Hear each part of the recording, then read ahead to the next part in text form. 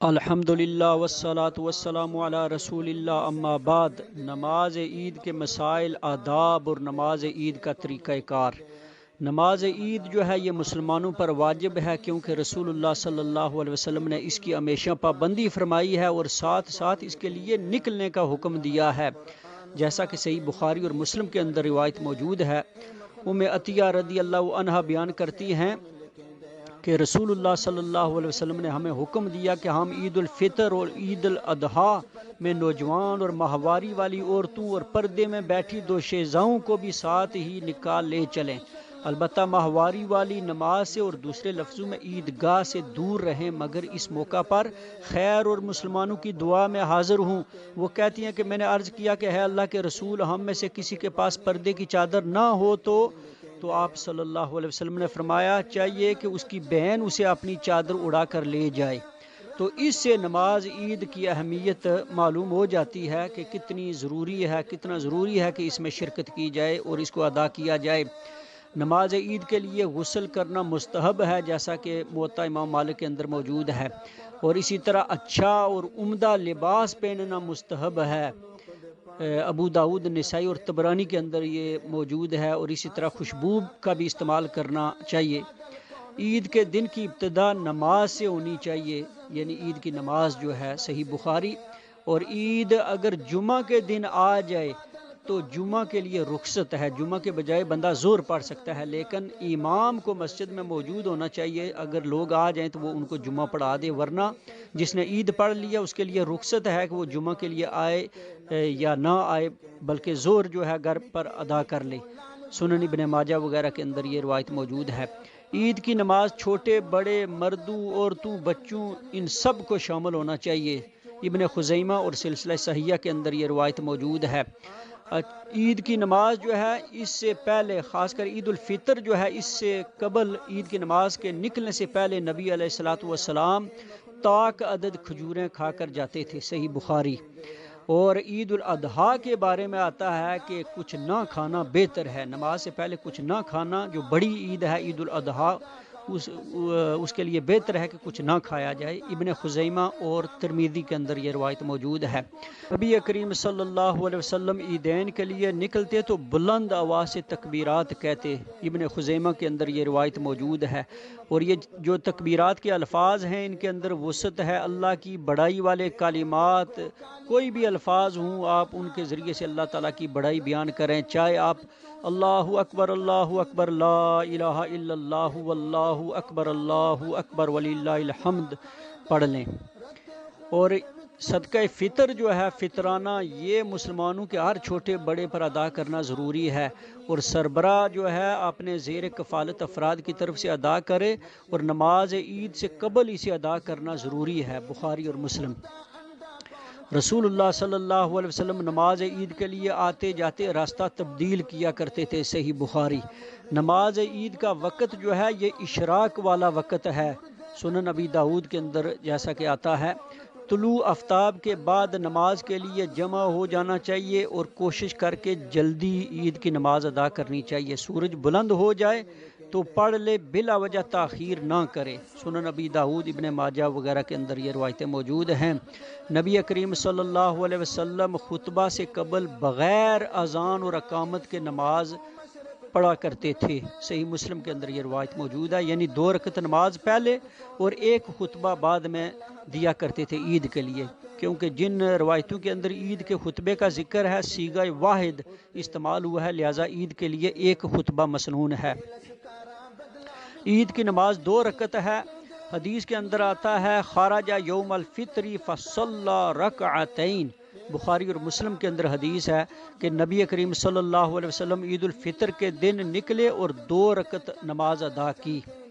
نماز عیدین کے اندر جو قرات ہم کرتے ہیں سورہ الفاتحہ کے بعد، تو مسنون یہ ہے جیسا کہ صحیح مسلم کے اندر موجود ہے کہ نبی علیہ الصلوۃ والسلام پہلی رکعت میں سورۃ الاعلی اور دوسری میں سورۃ الغاشیہ پڑھا کرتے تھے، اور اسی طرح روایت میں ہے کہ نبی علیہ الصلوۃ والسلام پہلی رکعت میں سورہ قاف پڑھا کرتے تھے اور دوسری میں سورۃ القمر۔ اگر کسی کو یہ صورتیں یاد نہ ہوں تو سورۃ الفاتحہ کے بعد قرآن میں سے جو بھی اس کو یاد ہو، چاہے کوئی چھوٹی صورت ہو، تو اس کو وہ پڑھ لے۔ نماز عید میں سوائے عید کی 2 رکعتوں کے اس کے نہ پہلے کوئی نفل پڑھنا جائز ہے اور نہ اس کے بعد، چونکہ نبی علیہ السلام صرف 2 رکعتیں پڑھا کرتے تھے عید کے لیے۔ بخاری، مسلم اور بلوغ المرام وغیرہ کے اندر یہ روایت موجود ہے۔ نماز عید ادا کرنے کا طریقہ وہی ہے جو عام نماز کا ہے۔ وضو کر کے قبلہ کی طرف منہ کر کے اللہ اکبر کہتے ہوئے رفع الیدین کریں گے، کندھوں تک یا کانوں تک ہاتھوں کو اٹھائیں گے جیسا کہ صحیح بخاری کے اندر موجود ہے، لیکن کانوں کو چھونا یہ درست نہیں۔ اس کے بعد آپ سینے پر ہاتھ باندھیں گے جیسا کہ صحیح ابن خزیمہ کے اندر حدیث آتی ہے، اور پھر اس کے بعد آپ اللہم باعد بینی یہ دعا پڑھیں گے جو صحیح بخاری اور مسلم کے اندر آتی ہے، یا پھر سبحانک اللہم یہ دعا پڑھیں گے جو سنن ابی داؤد، دارقطنی اور ابن خزیمہ وغیرہ کے اندر آتی ہے۔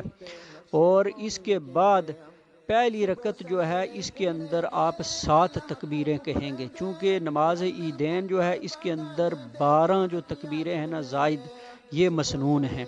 تو پہلی رکعت میں آپ قرأت فاتحہ سے پہلے 7 تکبیریں کہیں گے، اور دوسری رکعت میں کھڑے ہو کر 5 زائد تکبیریں کہیں گے، پھر قرأت فاتحہ جو ہے یہ شروع کریں گے، جیسا کہ سنن نبی داؤد، ابن ماجہ وغیرہ کے اندر حدیث آتی ہے، سنن ترمذی کے اندر، کہ نبی کریم صلی اللہ علیہ وسلم عیدین کی نمازوں میں پہلی رکعت میں 7 تکبیرات کہتے، پھر قرأت کرتے یعنی قرأت فاتحہ، اور دوسری رکعت میں 5 تکبیرات کہتے اور پھر اس کے بعد قرأت فاتحہ کرتے۔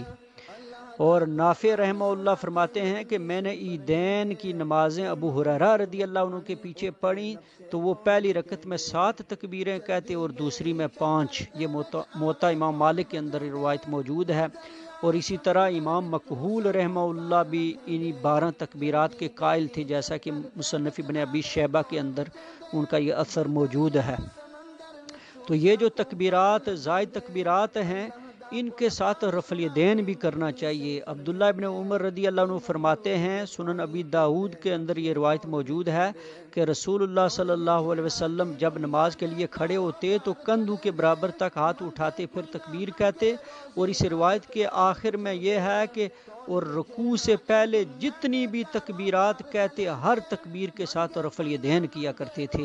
یہ روایت ابو داؤد کے علاوہ مسند احمد کے اندر بھی موجود ہے، اور اس حدیث سے امام بہقی رحمہ اللہ اور امام ابن منذر رحمہ اللہ نے یہ استدلال کیا ہے کہ عیدین کی یہ جو زائد تکبیرات ہیں چونکہ یہ رکوع سے پہلے ہیں اس لیے ان کے ساتھ رفع الیدین کرنا چاہیے۔ تلخیص الحبیر کے اندر یہ موجود ہے۔ تو یہ حدیث رکوع سے پہلے کہی جانے والی تمام تکبیرات کے ساتھ رفع الیدین کو مشروع قرار دیتی ہے، اور اس کے خلاف کچھ بھی ثابت نہیں۔ تو پہلی رکعت میں سورہ الفاتحہ کی قرأت سے پہلے 7 تکبیریں کہنی چاہیے اور ان کے ساتھ رفع الیدین کرنا چاہیے، اور ہاتھ باندھ لینے چاہیے، چونکہ قیام میں ہاتھ باندھنا مسنون ہے۔ تو ابھی آپ قیام کے اندر ہی موجود ہیں، تو اس لیے ہر تکبیر کے لیے ہاتھ اٹھانے کے بعد ہاتھوں کو باندھنا مسنون ہے۔ اور اس کے بعد آپ سورہ الفاتحہ کی امام اونچی آواز سے اور مقتدی آہستہ آواز سے الحمدللہ رب العالمین پڑھیں گے، سورہ الفاتحہ پڑھیں گے، اور سورہ الفاتحہ کے بعد جب امام اونچی آواز سے قرأت کرے گا تو مقتدی چپ چاپ سنیں گے، یہ جیسا کہ بخاری اور مسلم کے اندر موجود ہے۔ اور اسی طرح پھر آگے آپ جس طرح عام نماز پڑھتے ہیں اسی طرح پڑھیں گے۔ دوسری رکعت کے لیے جب آپ کھڑے ہوں گے تو سورہ الفاتحہ کی تلاوت سے پہلے آپ 5 تکبیریں کہیں گے، جیسا کہ ابھی ہم نے سنن ترمذی اور ابو داؤد اور ابن ماجہ وغیرہ کی حدیث پیش کی ہے۔ تو 5 تکبیریں آپ کہیں گے سورہ الفاتحہ سے قبل دوسری رکعت میں۔ تو پھر اسی طریقے سے آپ یہ دونوں رکعتیں مکمل کریں گے، تو دونوں رکعتیں ختم کریں گے تو سلام پھیر دیں گے، لیکن اس بات کو یاد رکھیں کہ رکوع، سجود، قومہ، جلسہ یہ بڑے اطمینان سے کریں، کیونکہ یہ چیزیں نماز کے ارکان میں سے ہیں۔ تو اللہ سبحانہ وتعالیٰ سے ہم دعا کرتے ہیں کہ اللہ سبحانہ وتعالیٰ ہمیں سنت کے مطابق نماز عید ادا کرنے کی توفیق عطا فرمائے۔ وآخر دعوانا ان الحمد للہ رب العالمین۔